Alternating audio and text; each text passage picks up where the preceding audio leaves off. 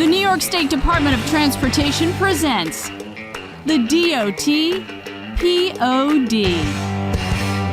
And welcome into the DOT POD. I'm Josh Heller. And I'm Anya Cardos. And we are delighted to have you joining us. Well, this episode, we're diving into a topic that affects every New Yorker as winter approaches and, frankly, is already well on its way here. The New York State Department of Transportation snow and ice response. From pre-storm preparation to real-time response, the temperature drops and snow begins to blanket our roads, and the DOT plays a crucial role in ensuring our highways and byways remain safe and passable. And today we are very proud to be joined by Kelsey, Maintenance Supervisor 2 in Region 9. That covers the Binghamton area. And Mike Kraeger.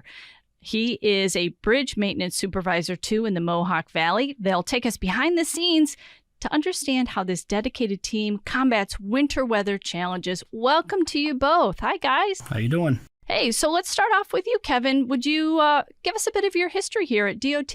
I've been with DOT now, working on year 21. So I started out in Region 9. I still remain in Region 9. I started as a SRM technician out on the floor, and I've worked my way up. I am currently now, like you said, on MS2. That's great. I'm so glad you're here with us today. Hey, Mike, fill us in. So I started 28 years ago in Bridge Maintenance. I've been involved with removing snow and ice schedules, deployments. I've stayed in bridge maintenance throughout my career here, and winter months we're all one. So regional crews, they'll join forces with highways to have the coverage, 24-hour coverage for storm response. Basically, meaning if you got to go somewhere wherever the snow is falling, where the ice is, you go there, no matter what region you're in. Yeah, absolutely. You help out. And it's funny that we're talking about this because as we're recording this, certainly not as it's being released, but as we're recording this, that has been the case over the past couple days. So just to give an idea for people, we are recording this. It's December the 2nd, so it's right after Thanksgiving. And as we speak, Western New York and Watertown are both digging out of a buttload of snow. Let's just put it that way. That's a technical term. Yeah. A massive amount of snow that they got. And DOT sent teams to those regions to clear the roadways over the Thanksgiving holiday. So give us an idea of what it's like to work on the front lines when these kind of, especially these lake effect storms that can put so much snow down in such a short period of time. What is it like when when you're getting into these and working on the front lines of those types of storms? I've been involved in quite a few deployments over my career. From taking a crew to Long Island for snow and ice, or straight winds, hurricane damage. We take and we'll take our resources, our trucks, our employees, and we'll go to, let's say, Watertown, like they are up there right now. So we're snowblower operators, grader operators, and it's all hands on deck to put extra help to where it's needed to fight the storm. Actually, I work up in Hamilton County right now, and we're short-staffed up there. So my region sent me some folks from another one of our shops to help get through this last storm here for Thanksgiving. And Kevin, can you kind of describe the support that your teams offer the people who work for and with Mike? Absolutely. Mike and his entire crew, my hat's off. Those guys got a tough job. We're behind the scenes working every single day to make sure that they have the equipment they need to take care of anything that comes their way. I mean, essentially, the minute this storm starts, they're already gearing up. We see every email they see. Those guys are getting ready to deploy personnel. In our instance, we first start with the response of equipment deployment. The requests start coming in. We're inundated with emails saying, do we have this piece of equipment? Do we have that one? So right now, for instance, we have some graders that we have wings that we can put on graders and use graders or slow speed operation, but to move heavy snow out of the way off road. Snow blowers are something that we're in dire need of right now. So any snow blowers that we have, whether it be our LaRues or our RPMs that are mounted to the front of a loader, they'll go on an ACS coupler. You can put them on any loader that we have. We specifically have a couple designed, but those are the calls that we get. We're like, we need this equipment. So our teams stop everything they're doing because the need is greater there. We get this equipment ready to go.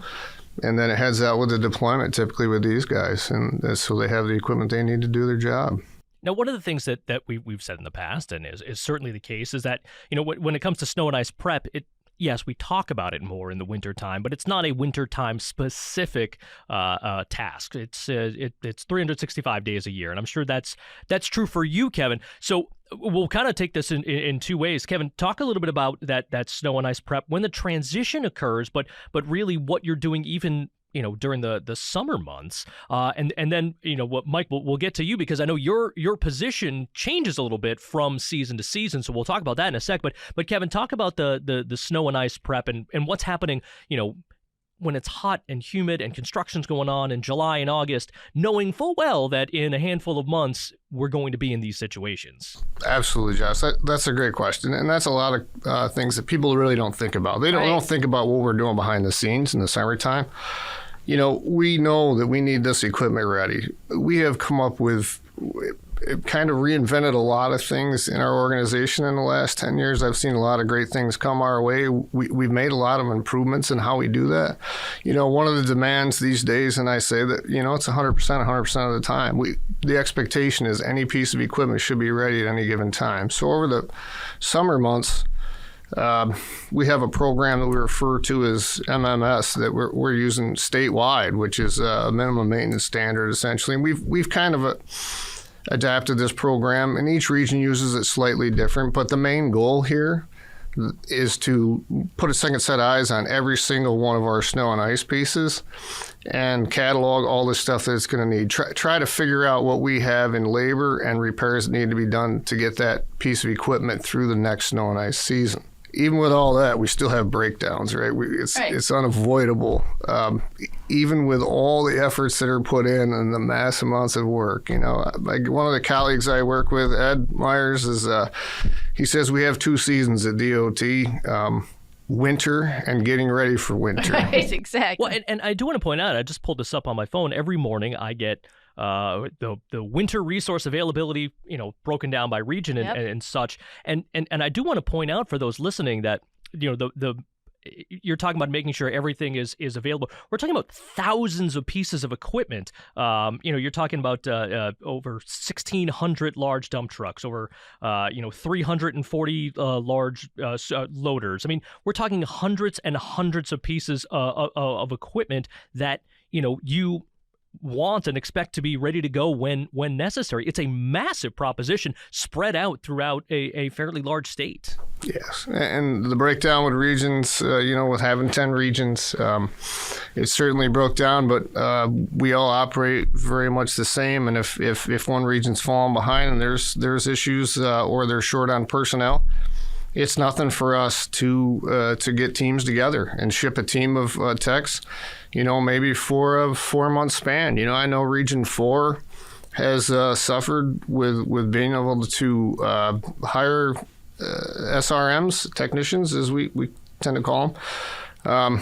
Yes, countrywide. It's an issue. So we've had to move those around, even in the summertime. And I know even here very recently, Region 10 has gotten some support from a couple other regions with some technicians going down there to kind of help catch up on some backlog of stuff that just needs to get done. So Region 4, for those who aren't aware, that's the Rochester area, give or take. And Region 10, that is Long Island. We're going to talk about the different needs of the different areas of the state, since it is such a strange is the word I'm going to use, but I mean it's such there's so many different aspects to the state of New York. But I want to go to Mike real quick. So Mike, we talked to Kevin about how snow and ice is basically on his mind 365 days a year. For you, we mentioned your title in that you're working in bridge maintenance, but once winter comes, it is all hands on deck, and it's not just you; it's other forces as well that during the summer have your specialties. I mean, you said you've been working in bridge maintenance basically your entire career,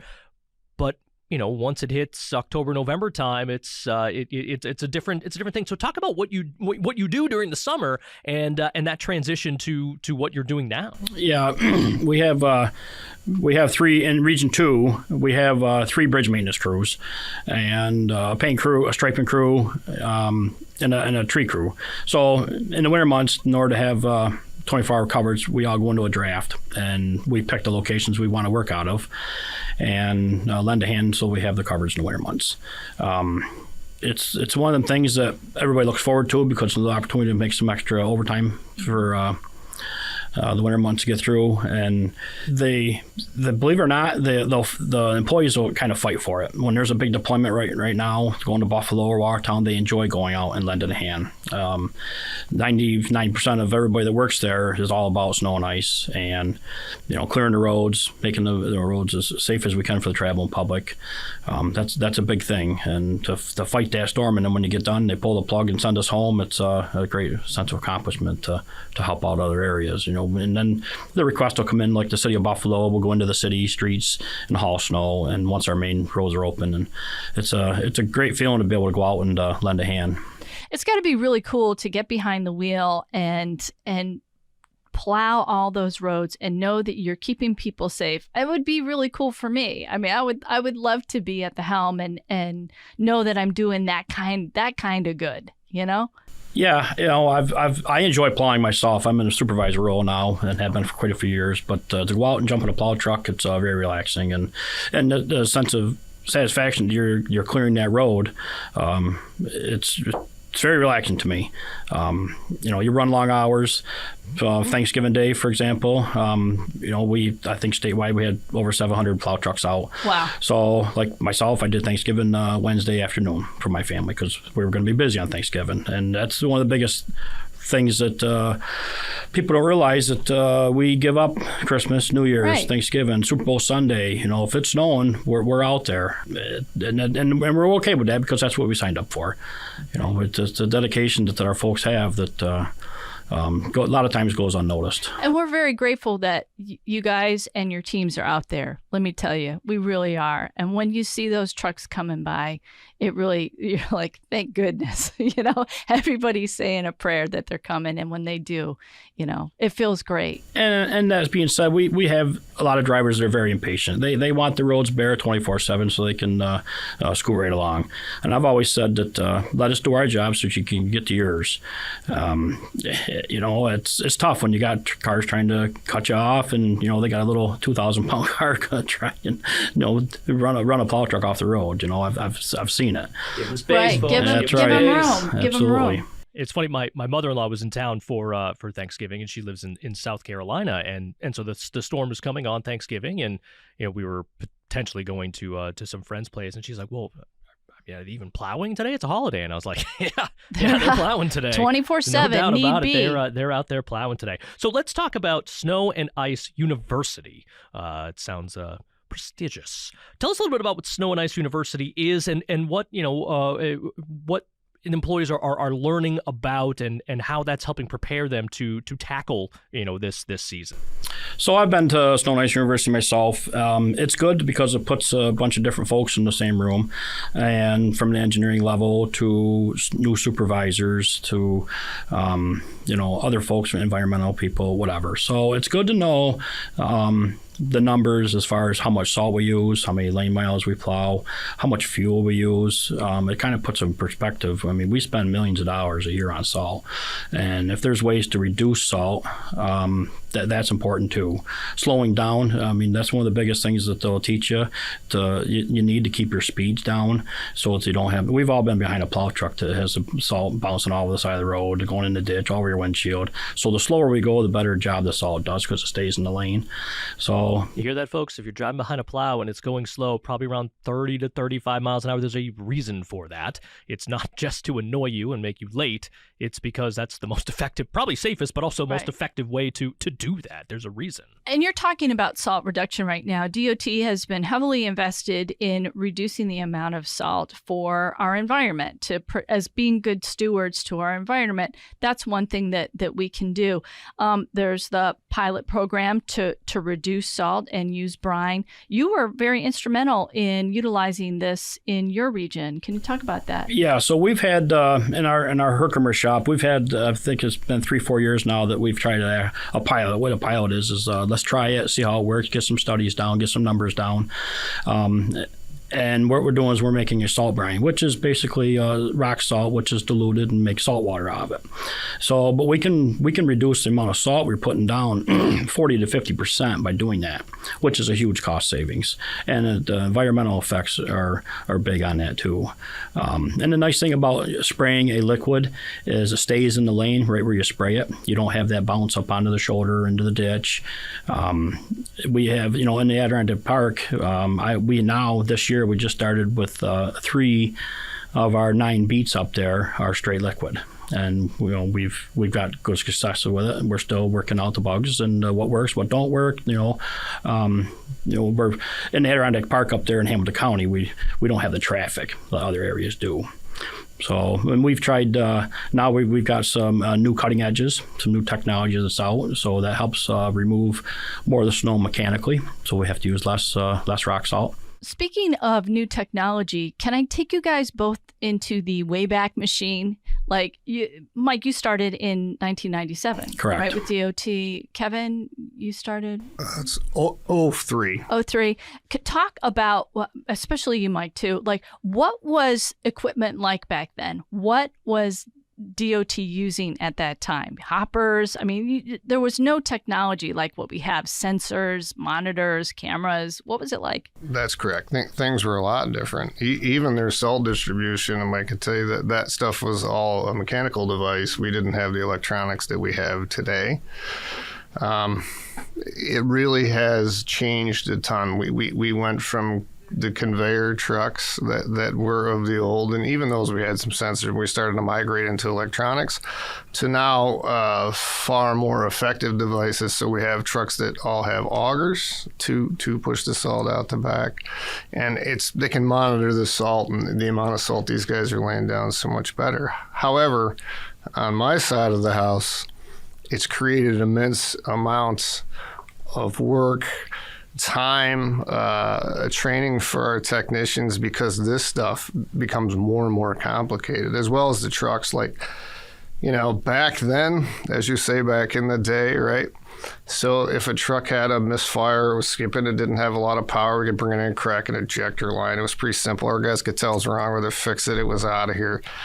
Today, emissions. We have trucks that go into D-rate that are stuck on the side of the road that we may even have, at some instances, go out there and pull plows and wings just so we can have the thing hauled in. Really? So it has changed. It's funny because, when I was younger, I used to help my dad change his oil in his car. If I try to change my oil in my car, it's a computer now. It's a big driving computer, and I imagine the plows are the same way, that it's just gotten more and more complicated, and it has to be a continual learning process, for your guys to make sure that you're up to date on all this new technology that's coming in, and that in all likelihood will continue to come in, and will only continue to get more complicated, more sensitive, and probably more difficult to work with. Yeah, you got to be like an IT staff there too. That's the point. Like, these are basically like iPads and sensors and everything running off of this stuff within your cab. Is that kind of like what? I mean, I love I know we spoke before this recording, and the stuff you were telling me, it almost sounds archaic what we were using before, but that was a while ago. Yeah, and in 97 when I started, we had a single axle trucks that we had a slide-in hopper with a sand salt mix, and a lot of them were parked outside, and they had locations that you'd have 3-4 trucks sitting there, and of course the sand would freeze up in the hoppers, and I was a young guy that put up on top there with a piece of rebar to knock the corners out and get them so they'd be able to go again. Yeah, that's right. And there is a picture, and I have seen it. I don't know it's from longer ago than that, where it's a plow driving, and there's literally people with shovels in the back, seen that, yeah, shoveling the salt onto the road. Again, that's not how we do it now. No, but that was like an old black and white picture from, I don't know, probably like the 60s. Yeah, we've come a long ways from then. And, even when I started, we had basically it was a valve on the floor, an on-off valve with 4 settings for your conveyor speed. So it was tough to know how much material you're putting out. Now we have air and road sensors, so we can tell the air temperature. If a road is, above freezing, we don't need to put material down to treat it. So that helps. Even in my personal pickup without, I run the roads a lot with my sensor. And geez, the wet roads, is it freezing? Is it icy or not? I get spoiled to have that sensor in my personal in my work pickup. But now the operators, when they're out fighting a storm, when the temps come up, they can stop putting material down. So that's a huge cost saving as well. Now we have dash cams, basically. And that's a huge tool for myself. I can click on a truck and see what the road conditions look like. Mm-hmm. Instead of trying to run out with a pickup and it takes you 4 hours to go check the roads, I can look at other trucks when the lake effects come across. Is it snowing and whereabouts is the snow as it comes across? So to get my trucks in place, ready to go. So that's big. Yeah, there's you brought up a real good point there, Mike. The Samsara, so we refer to it as our GPS system, but our Samsara system is an extremely immense system, right? So it's not just that they have cameras, but at Fleet, if a check engine light comes on, we have diagnostics on the truck live. I know what engine code's there. I know whether that truck's going to derate in 40 minutes. I can tell exactly what's going on. Their salt rates, if it's a newer Dickie John, that information's uploaded right to it. We can literally see what they're putting out for salt, providing that the mechanical stuff is where it should be, because the gates, if they're raised, we don't know that. But those rates that you can have, it's getting better. So before you know it, all your trucks, you guys will be able to pop on there, not just see that, but see your output rates. I mean, for us, it's great. Like, our technicians get called in because a truck has a check engine light on and we need that truck to plow snow.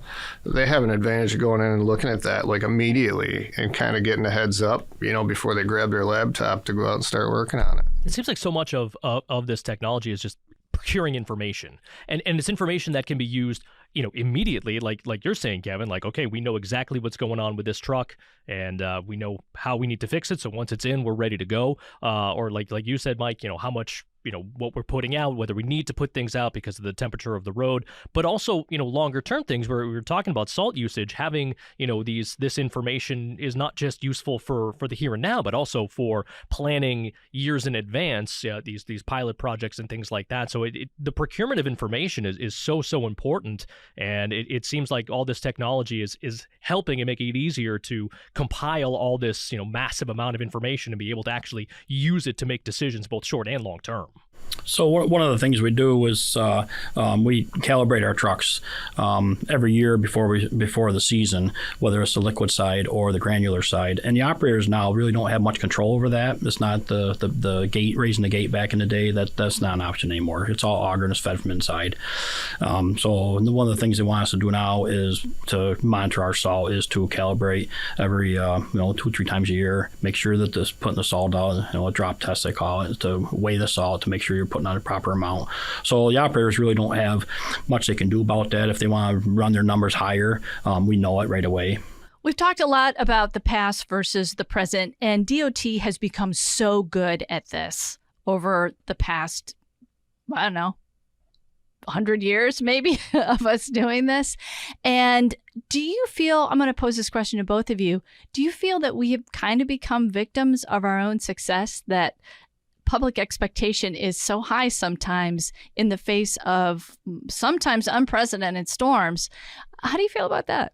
Well, when it's snowing hard, you're never going to keep a bare road. That's one of the things there was, no matter what, where's the plows? How come the plows aren't out? Well, typically it takes us a 2-hour cycle time to get around our beat and get back and reload and whatnot. And you can go down the road, a mile, and if it's snowing hard, it's going to cover behind you. The goal is to scrape the snow off the road to prevent the ice and from having an ice layer. So there may be snow-covered roads, but when you jump on the brakes, you got, as long as you got some traction, and it's like the liquid that we're trying now. It does cover over just like anything else. But when I was trying it out last year, I go behind the truck there and I jump on the brakes and the stuff's sliding off the seat on my passenger side. So it may look like they're slippery, and a lot of times they are. But our goal is to have that snow and ice from bonding to the pavement. Another term is hard pack.